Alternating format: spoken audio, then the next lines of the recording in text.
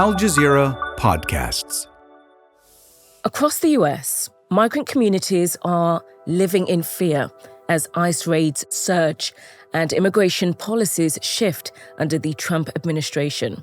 Now, in response, immigrant-led organizations are mobilizing to provide legal aid, rapid response hotlines, and community support, making sure that the most vulnerable know their rights. I want to know what it really means to show up for people in crisis and what solidarity looks like in action. I'm Samantha Johnson, and this is Now You Know, a safe space where we go all in on stories about women. So by the end of each episode, you can say, now I know.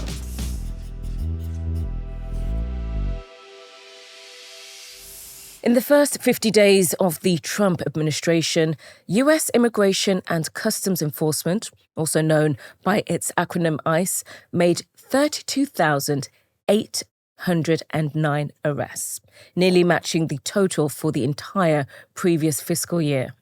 Nelcy Garcia De Leon knows what these arrests look like. She's been working with Proyecto Faro, a grassroots group supporting migrants and asylum seekers in the US. So, Nelcy, thank you so much for joining us on Now You Know. Thank you so much for having me. It's a pleasure being here. So, Nelcy, I want to start with that huge number, 32,809 arrests in the first 50 days of the Trump administration. Now, Trump says that they are arresting criminals. Can you just tell us who they are really detaining? Yes, there are many everyday people just like you and I. There are a lot of students who are here to literally just get a better education and just contribute to society. For example, there is a congressman right now. His name is Adriano Espaillat, who came here undocumented, became a U.S. citizen, and is now serving in Congress. And a lot of these immigrants, including those who were deported, have historically contributed to various sectors of the economy, like in agriculture, construction, hospitality, healthcare. Many of these immigrant families also contribute culturally, socially, and economically to our communities. All the Mexican restaurants that you see, all the Jamaican restaurants, all this good food. What would the U.S. be without all these amazing cultures altogether? So the impact of deportation is just complex, and it affects families and communities in diverse ways. I think that it's one thing saying that they are arresting criminal, and it's another thing what's happening in the streets. The truth is that every president has deported people, just not anybody. Even if you are undocumented or documented, it doesn't matter. You're not safe. This is not just a statistic. This is representing real people, their fathers, their mothers, their workers, their our own community members. And so these are the people that Trump is deporting. How are people living their everyday lives? How are they managing? It's just very sad because they don't want to come out. They don't want to go to the store. They don't want to go to work because they're scared to live life independently, just like how they were living life before. The fact that kids cannot even go to school and feel safe. We have right here in Rockland County, New York, maybe 10,000 kids are going to East Ramapo Central School District. And majority of those kids are undocumented, or their families are undocumented. They do not feel safe to go to school because they're scared to go back home and their parents not being there. Right now, we have about 45 students from a school district in Rockland who are 16, 17-year-old kids that are going to high school that came here under a certain program. Those people receive a letter that they needed to self-deport. These are kids. They received an email when they were in school. The superintendent of the school had to call us, and we had to go to the school to help these kids calm down and realize that it's okay. You got this letter that you need to self-deport, but it's okay. We are going to work through this, and we're going to show your rights and be there for them. People shouldn't feel scared to go to school when a school is supposed to be a safe space, right? And it's just not kids not going to school, but it's also parents not being safe enough to go to the stores to get food, something as simple as food. For example, in the organization that I am part of, which is Proyecto Faro, we have a food distribution program that is for people in need. We have a lot of community members who are citizens who are very supportive and have been calling us to actually volunteer and bring the food to our community members who are in need. How does it affect the rest of your work? Because you are working with the community, you're delivering food, but knowing that, you know what, someone could just make that call and then ICE comes around. So one of the other things, one of the programs that we have at Proyecto Faro is called Know Your Rights. And it's basically empowering community members to know their rights. Although they are undocumented, they're still human beings and they still have rights. And so for them to know that they don't have to open the door if ICE is at their house, ICE can just show the piece of paper, which is I forgot what it's called. A warrant or something? Signed by a judge. It has to be signed by a judge. Most of the time, it's not signed by a judge, and that's how they get people. So it has to be signed by a judge.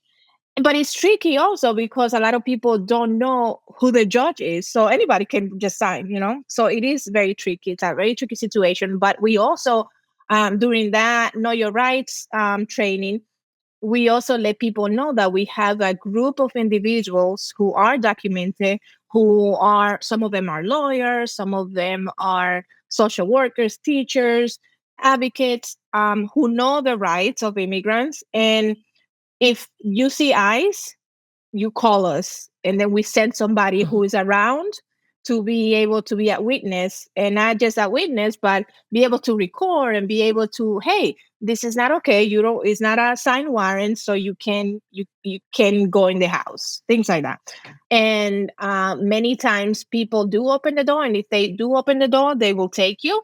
But if you don't open the door and they can't show you proof that they have a signed documentation by a judge, that they can't really take you. But it's just opening the door or leaving the door closed. That's really what it comes down to, and people knowing their rights.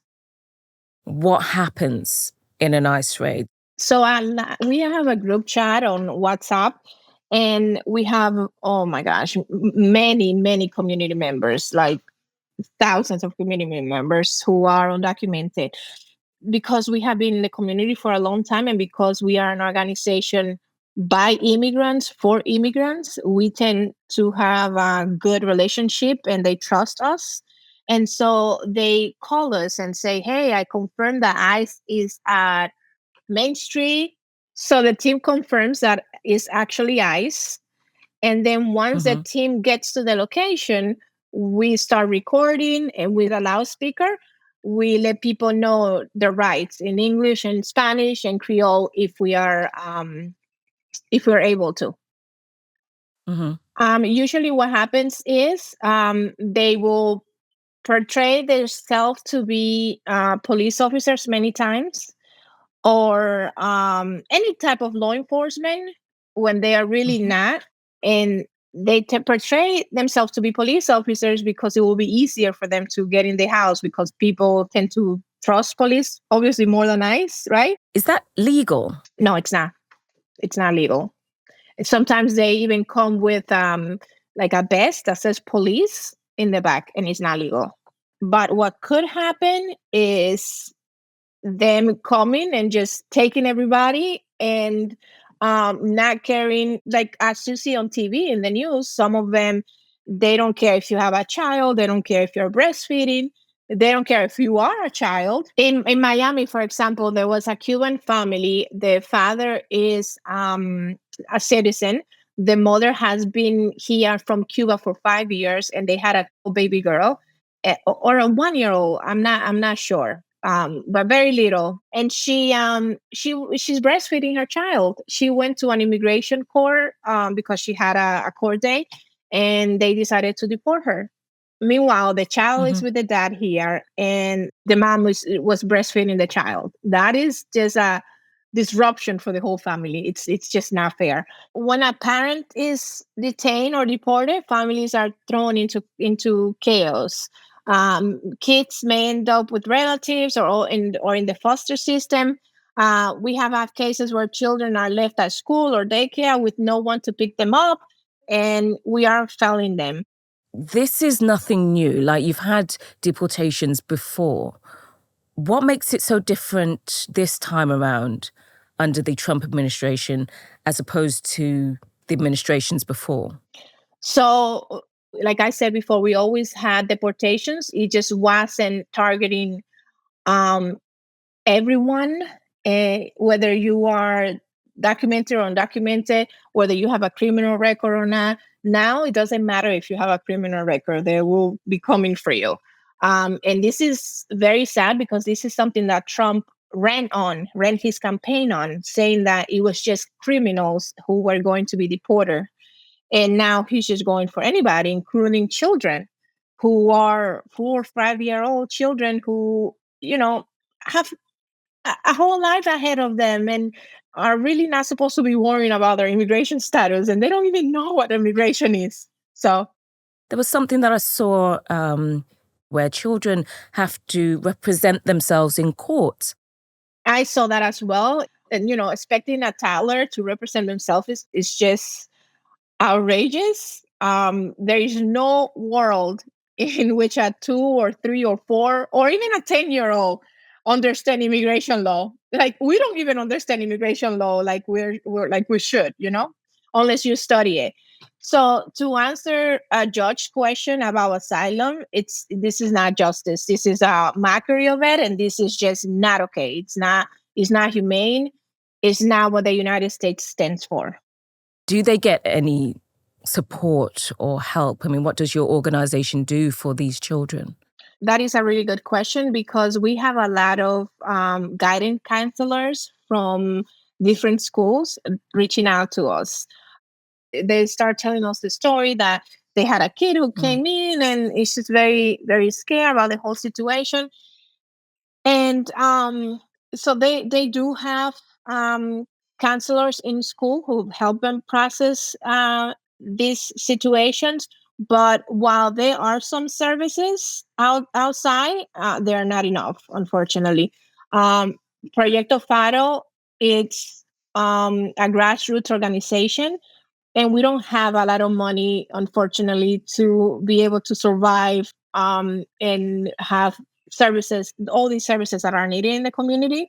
While we do get some grants, the state government and the federal government don't really help us with money to be able to give these programs.